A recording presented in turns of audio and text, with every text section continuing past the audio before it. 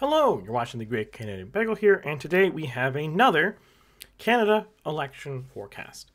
Now, before I begin, I just once again shout out my channel members. I really appreciate all the things you guys do, and I just slightly apologize for the fact that this video came out a day late. Or, well, 2 days late for you. Things happen. Sorry. Life is complicated. But, well, it is what it is. If you want to support the channel, by all means, join below. All the members really help out. We have a cool Discord lounge if you want to become an everything bagel. We can talk about things. You can ask me questions whenever you want. But if you can't afford that, I understand. And by all means, just like, share, subscribe, and comment below. With that, let us begin. So, at this stage, for a while now, we've been kind of settling into more of a norm, a new normal, if you will, after the big surge the Conservatives had in the fall. And a lesser extent this summer, too. We're closer to a point now where the last little bit, if we look at, say my numbers, from February 2nd to now, it's been relatively flat. The Liberals, the NDP, the Conservatives, the Greens, the Bloc, the PPC, even other, is more or less hovering around the same point it's been. There's some inklings that maybe there's some movement. There's some polls suggesting the Conservatives are doing better in Ontario, BC, and Atlantic overall. But for now, it hasn't really materialized in modeling yet. And as a recording of this video, all the big chatter thus far this month of April is about the budget. The Liberals have announced all sorts of new programs, some new taxes, and a whole bunch of things. And thus far in April, prior to the release of this video, there hasn't been too much real movement. There's been some indication. The last Abacus poll prior to the release of this video was 44% for the Conservatives. Not too bad. Pretty good performance. But it hasn't filtered through with the data yet that my model uses. It's not showing up, which is not entirely unexpected. My model does have a bias against moving quickly because I don't think the public actually moves as quick as the polls say it does. That's not saying the polls are wrong or the pollsters are incorrect.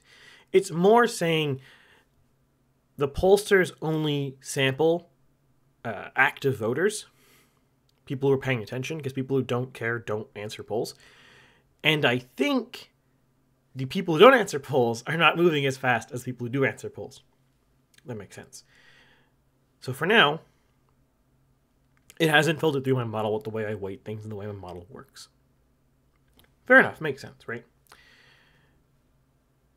So we're actually at an interesting case study point. So if we go back to here, we have 3 months, 3 different updates, 4 if you count this April 1st one that never published, because it wasn't interesting, where it's been basically plateaued. Which means that anything that happens next month, good for the Conservatives, bad for the Conservatives, good for the Liberals, bad for the Liberals, is movement caused by the budget, because that's the only thing between March 18th and April 22nd, as of the when this video was supposed to be released, that has really happened. The Conservatives have done some rallies and walked around and done some things. They had like their April 6th Axe Attacks canvassing event and stuff like that. Like, they've done things, but nothing that really rocked the boat. Nothing new, nothing invigorating, nothing interesting. The carbon tax raise on April 1st probably didn't go over super well, though it hasn't seemed to filter that well just yet, or through just yet.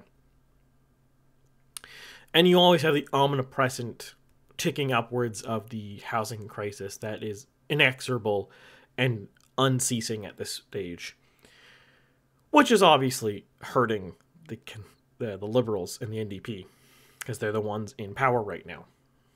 And before anyone comments that, technically, it's not a real coalition, in practice, the NDP's in power. If you're the one who is holding up the government against all the budget votes, you're the one in power.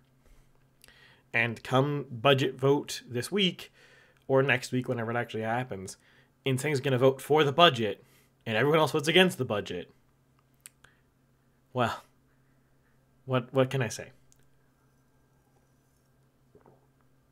But where does this put everything? Well, the Liberals have announced all sorts of new spending programs. There's the disability thing. They are putting in their official pharmacare thing, which is just contraceptives and diabetes meds. So it's mostly not really a program at this stage. It doesn't really cover most people. Very few people are affected by this.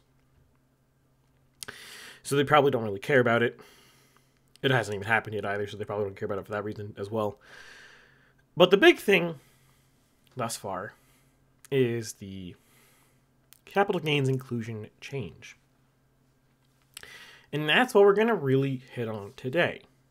A lesser extent some of the other stuff, but it's a good case study on why, in what moves politics, some things that seem like they should do well don't. So let's start with the beginning. Why might, to the Liberals, capital gains inclusion change sound good?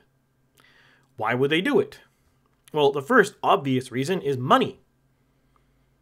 On paper, according to estimates that they've published, this should generate in the realm of like $3 billion a year in government revenue. I believe that's split between the provinces and the federal government over the next number of years. I think it was like next 5-year forecast. After that, it's a little less fuzzy. It's not equal every single year. It's going to be more this year, less than 2 years, stuff like that, right? So that's one reason you might do it. More revenue. Okay? Another reason they might do it, and the reason most people I've seen, I think, take as the actual reason, is it was part of their campaign pitch to try to turn around the numbers. Because the last little bit, obviously the Liberals are not doing so hot. They're down 13 points in my aggregate. They're down over 100 seats. They consider them nearly a 38-seat, have a 38-seat majority, which is quite strong, quite robust. And at this stage, barring caucus dysfunction, Poilievre could do anything he wants if he's elected in practice. Obviously, constitutional changes and stuff like that, no. But any law he wants, he could pass. He could pass any budget he wants, because he has the votes. So there's a big push on the Liberals to try to do something about this. They don't want to be crushed like this. No one wants to lose this badly, lose nearly half their seats right now, and 4% of the vote, or nearly 5% really for the Liberals at this stage. They don't want that. So they're looking at ways to try to solve this, things to fix it. And they came across this capital gains inclusion rate as one such method. So now, why would this be a method that they could use to possibly win? Or turn the tide? Or at least stem the bleeding? Well, namely, the capital gains inclusion change only affects people who make more than $250,000 a year in capital gains. Roughly, according to their numbers, 0.13% of the population. Now, we'll get into that momentarily, or later in the video. And that corresponds to like 40,000 people or something like that. And the claim is that this only affects like the super uber rich. And the rationale behind that itself is they're leaning into a left populist standpoint. The current status quo sucks, which I think is a pretty uncontroversial statement. Housing's unaffordable, the economy is pretty bad, inflation is stubbornly high, etc., etc. This is not a good status quo. You can just look at your gas price and you'd be like, yeah, that sucks. So the Liberals naturally can't lean into a right populist argument against status quo because the Conservatives are already doing that. So they're trying to lean into a left populist status quo because they can't use the left establishment theory perspective because that already isn't working. It's already failing. And they obviously can't use a right establishmentary perspective because they're not that, and everyone knows that. So their conclusion is we're going to try to hit some left populism here. And a cornerstone of left populism is a sort of like antipathy towards the rich. They don't like the rich at all. And taxing the rich is thus very palatable to left populism.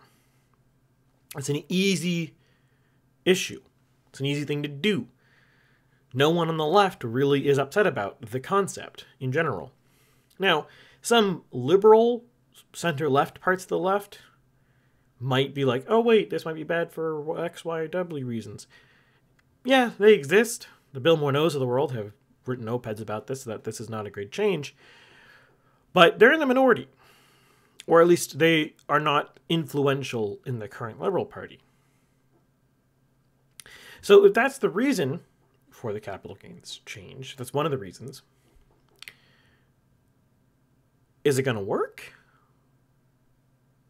And that gets a little more complicated, obviously. But there is some reason to think it won't. And to start with, I will bring the specific example of Nick Kouvelis. Yeah, let's not bring this to full. Let's just go here. Nick Kouvelis here from Twitter. For those not familiar, Nick Kouvelis is the CEO of Campaign Research and the pollster contracted by the Ford government. So he's a bit of a partisan, don't get me wrong. But this is his argument here. We're not going to read through it in detail here.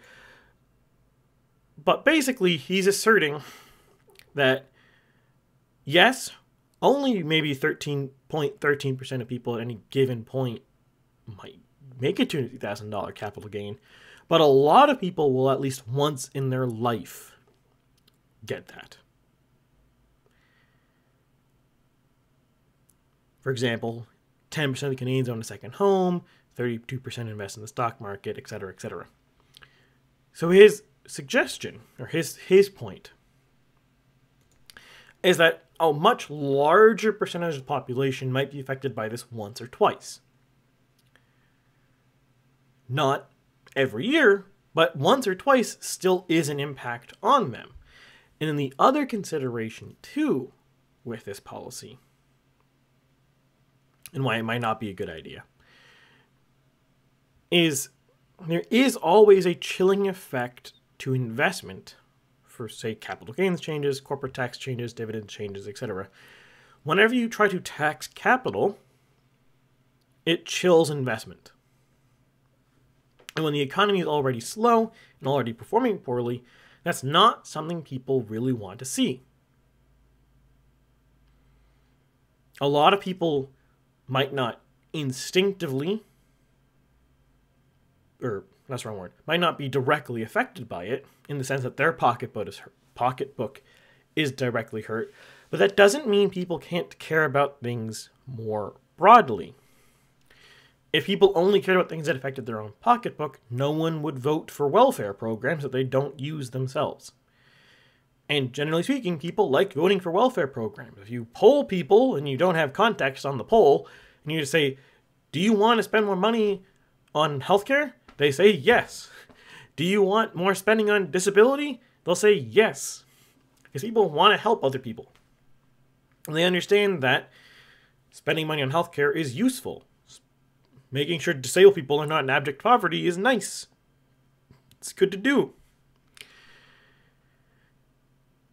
And by the same token, people understand, quite generally speaking, that taxing too much is not good. We saw a previous example of this when another left-wing government in Canada, or party in Canada, tried to lean into left populism to try to score political points back in 2023 in Alberta. Rachel Notley promised to raise the corporate income tax in Alberta. Now, I'm not sure how good you guys, my lovely audience, is at math, but roughly 0 people are corporations, unless you are literally taking the legal theory that corporations are people. But more specifically, the individual taxpayer is not affected by a corporate tax change directly. At all. There's no even inkling that they're directly affected. However, that really hurt the NDP in the polls. Because people understand that if you tax corporations more, less corporations want to operate in that jurisdiction. Because they'll have less money. It'll cost more to operate, to run business. They'll make less money. They make lower profits, then they have to pay lower salaries. They have to raise prices, etc., etc. There's all sorts of cascade effects. And the same thing is true with capital gains changes. If you change the capital gains inclusion rate and do nothing else, what that means is it costs more money to invest in Canada, which means foreign investment is going to look, oh, well, do we want to do that? Do we want to invest in Canada when we can invest somewhere else for a higher rate of return? Or if we do invest in Canada, we're going to have to raise prices. We're going to have to pay lower salaries, etc., etc. People know this. So people are inherently concerned about this. And even just more broadly, people don't really like the word tax increase in a time when the economy's not doing so hot. Okay, so we have two arguments now. We have the yes argument for why this might be a good thing for them, and the no argument for why this might be a bad thing for them, politically speaking.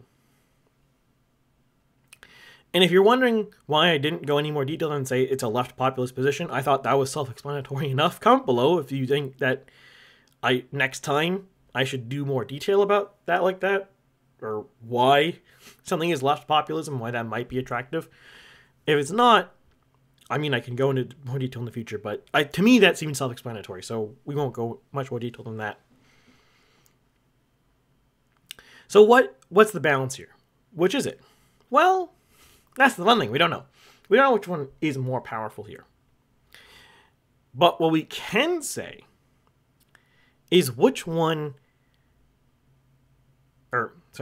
is what the liberals seem to think, or liberal surrogates seem to think.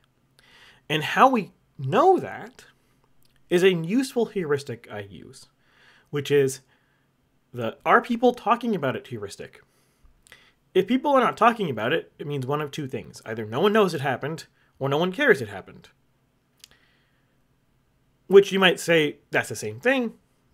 Not quite, but close enough, sure. So let's take a look at this. What about this budget is being talked about? Well, it's the capital gains inclusion change. Basically, nothing else is being talked about.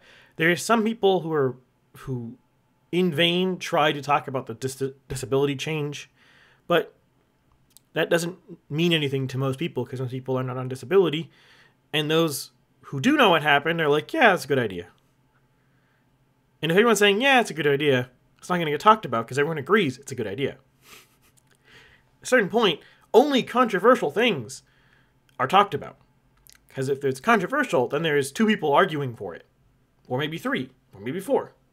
But there's at least two parties arguing about it. If everyone agrees, no one's arguing about it, so then it's not going to be talked about. Does that make sense? So by this heuristic, liberal surrogates, and the Liberal Party itself in its communications last week, was talking about the capital gains inclusion change a lot. It was the main subject of many op-eds, much of social media chatter, a lot of liberal messaging itself. They were really defending it really hard, trying to justify why they did this.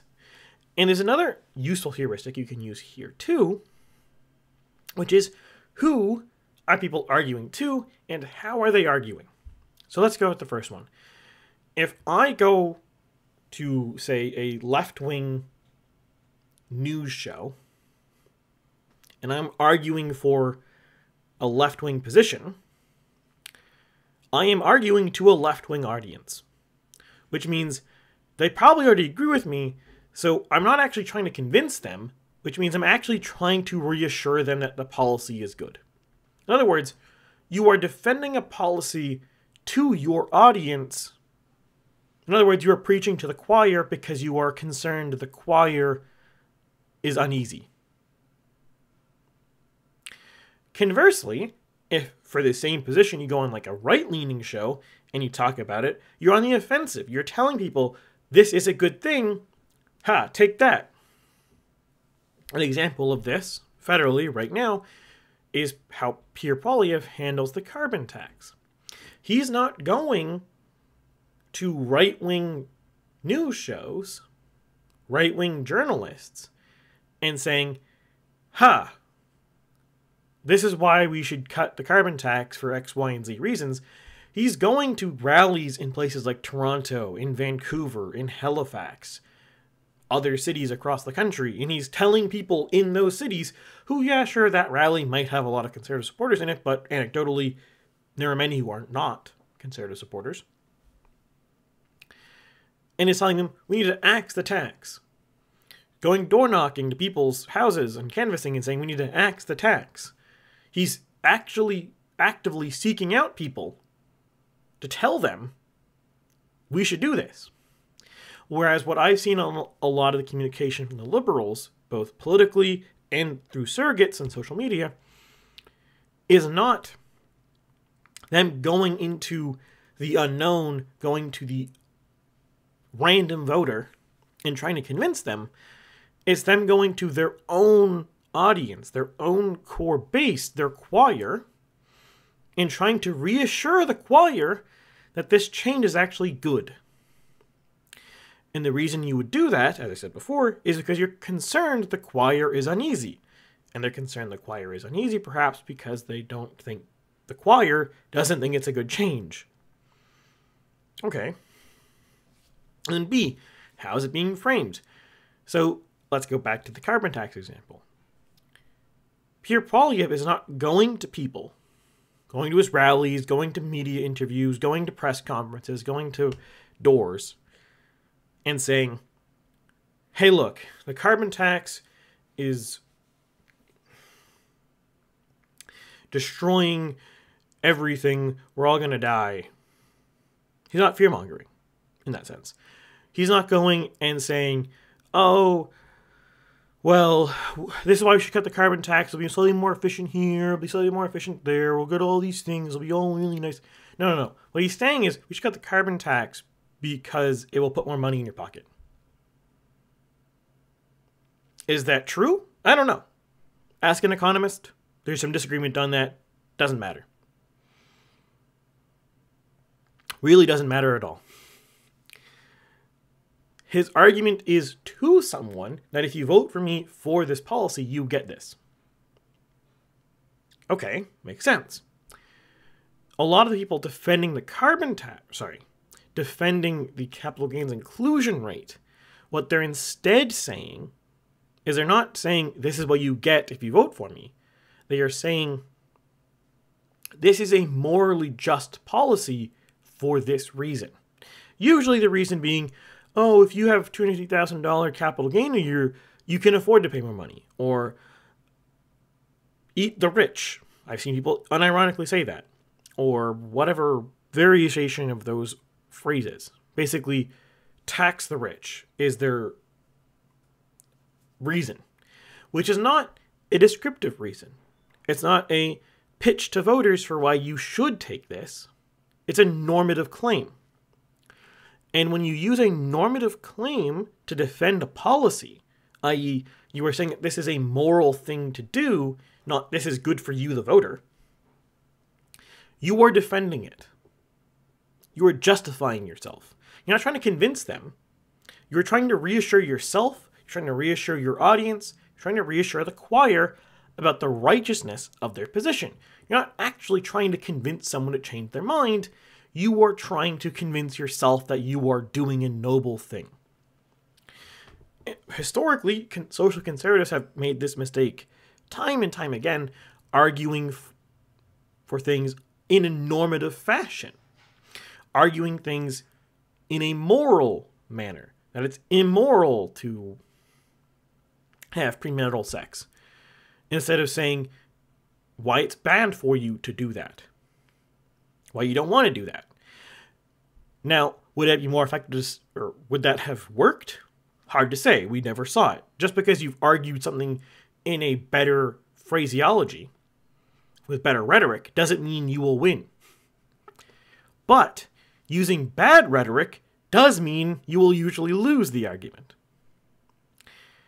And normative rhetoric is usually not very effective because it only works on people who agree with your normative position. In other words, the only people who are going to be convinced by saying we should tax the rich because they're rich are people who also agree that we should tax the rich because they're rich. Or in easier terminology, go back to my social conservative example, saying you shouldn't have premarital sex because it's against God is only persuasive to people who think that your religion is correct. If you try to tell them that it's bad for you for these reasons, that might be persuasive for them, assuming they agree with those reasons, or they agree with the data you're presenting them. Which is why it's a different manner of argument. It's a more effective or form of argument because you're actually engaging with somebody as opposed to just saying, believe this. When you go up to someone and say, believe this, if they don't already believe that, they're not going to believe you now. So there's some inklings here that this actually might not be a very effective policy for their actual stated goal, which is try to win back the youth vote. And there's another reason on top of that, more so than these heuristic reasons that I just described, and it's a more practical reason why this probably won't work. And again, big asterisks on this, because this is before the data came out. I could be wrong. I could be making a video next month and saying, oops, sorry, that was wrong. But the core essence here, and why, or another good reason why this probably won't work, is the goal of the policy is to try to convince young people, 18 to 34s primarily, but a little lesser extent the middle-aged bracket of 35 to 54, that no. The liberals have your back. We understand your concerns. We support you. Now, why might they need to be doing that? Why might they be trying to argue that? Well, the main big reason is the liberals are doing really bad with the youth. My model has them only at 23% among under 35s, only 25% among under 55s. Almost all of their vote is in the 55 plus column. Conversely, the conservatives have 38 and a bit percent of the under 35s, 43 and a bit percent of the 35s, 55s, and just under 42% of 55 plus. So they're trying to take some of these voters from the conservatives, from the youth, by using some left populist rhetoric to try to be like, aha, we're going to fight the rich. Trying to lean into the generational anxiety angle here. The problem with that strategy, though, and why it's likely not going to yield anything useful or positive for the liberals, is the rest of the budget really doesn't help that. For example, the pharmacare changes are affecting primarily older people, because yes, there are young people who have diabetes, but usually diabetes, unless you're born with it, is an illness you just, chronic illness you develop later in life. Most young people are not going to have diabetes. You could say, oh, contraceptives, but contraceptives is the same across generations. And actually, younger people tend to be slightly more socially conservative these days, so that might not even be very helpful for them either. Though, huge, gigantic asterisks on that. Like, I'm not saying it's the majority. I'm saying it's just more young people than old people are socially conservative, if that makes sense. I can talk about that another day if people care about it. Comment below if you want to. Want to see it. The other big change they've been rolling out recently, the dental care thing, it pretty much only affects old people at this point. And the program doesn't also really exist either, but that's another topic altogether. Or a bunch of policies the liberals have rolled out, like they're talking about 30-year mortgages. I don't know if that actually made it to this budget. Doesn't really matter. A lot of their housing policy, their immigration policies, these policies don't help the young people. They make housing more expensive. The liberals are failing on housing. That doesn't help them either.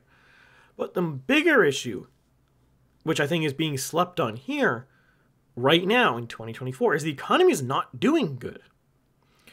It's very difficult to find a job right now, especially a good job right now, if you're young. Once you have enough experience, it's not too bad, but until you get there, it can be quite difficult to get a good job.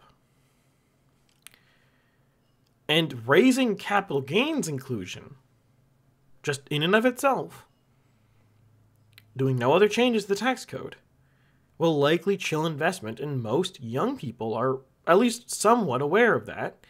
And if the economy is not doing so hot, they're not really looking for that kind of stuff to happen.